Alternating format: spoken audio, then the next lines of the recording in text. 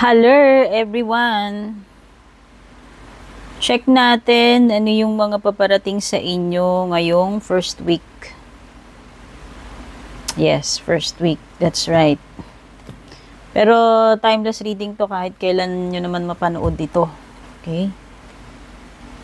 Ako nga pala si Purple Teen. Para sa mga bago, please don't forget to like, follow, or subscribe.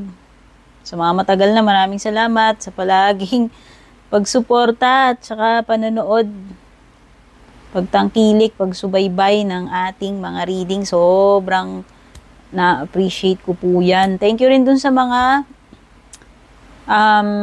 suki natin sa private personal readings, pati na rin dun sa mga natin, yan, yung nagpapadala ng mga stars. Yan. Special mention kay Miss Yoli Soliman. Hello sa inyo dyan lahat sa California. Wait lang, kate. Yung buho ko Pag kate.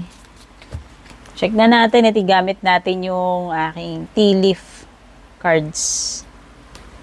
First card is Unicorn. Unicorn. Changes. Unang-una ngayong first week. Mukhang may magagandang changes para sa'yo.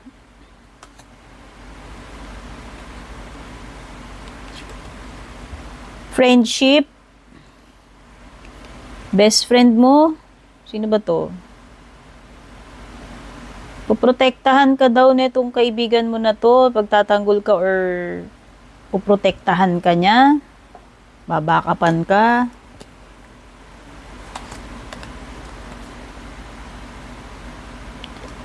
Strong emotion. It could be love or hate from either from someone or ikaw mismo, no?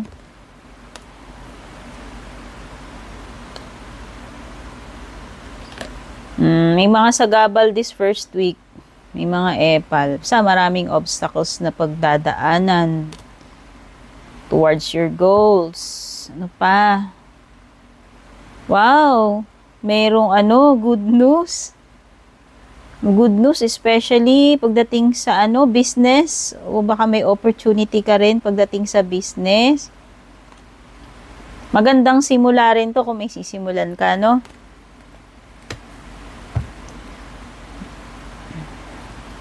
Wow! Goldfish. Yan. Goldfish, ito ay swerte. Yes, swerte siya pagdating sa material, sa pera. Bird perched. News talaga. Alam mo, may mga good news para sa'yo. Definitely may magagandang paparating. Unang-una na dyan, good news, opportunity, blessings, pera, material. Kung meron ka ring hinihintay na mga, receivables, package, or naghihintay ka ng information, balita, eto na rin yun. Mga kasulatan, nandito na rin. So, kung may mga nilalakad ka, papeles, permits, dokumento, yun na yun, no? Oh, may chismis. May mga magmamarites, or may mga chika about you. May mga gagawa ng usapin.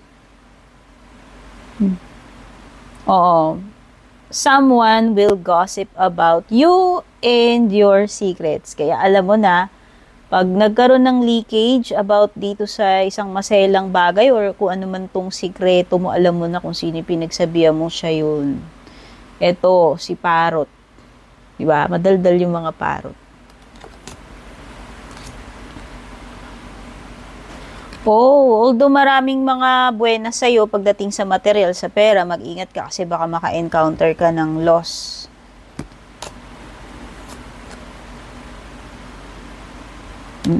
Makakapag-enjoy ka rin itong first week.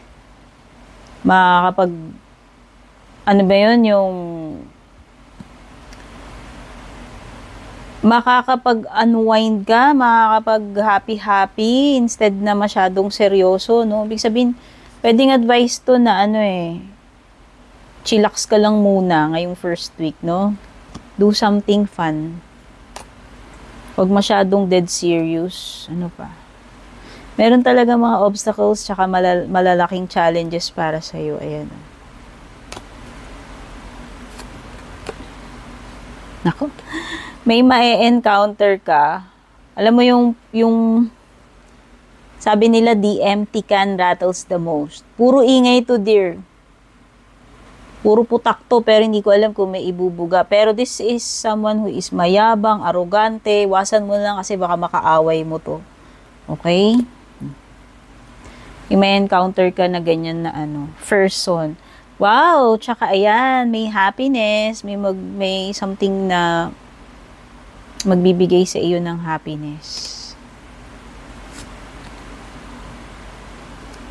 Lot of paperwork.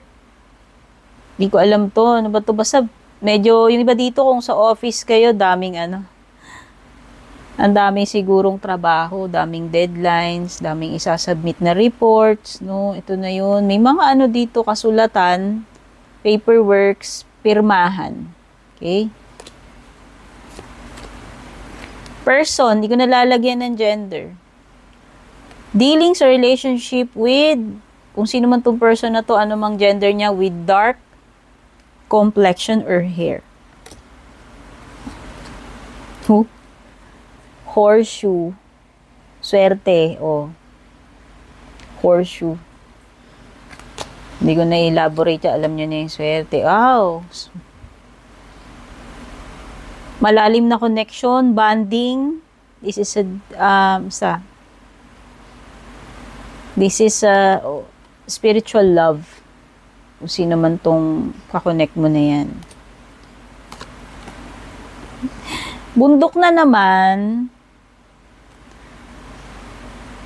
Mahihirapan ka, maraming obstacles, di ba, challenges, pero sabi dito, you will overcome and magiging successful pa rin yung at the end of the week or outcome kung ano man yung gagawin mo. Okay? Kung may mga problems ka man, baka mare-resolve yan.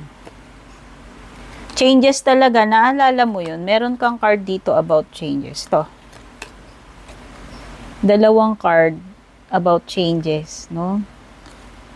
So, yan. Yan yung mga energies na posibleng magaganap, paparating sa'yo ngayong first week. Maraming salamat for dropping by. Love you all. Take care, babush.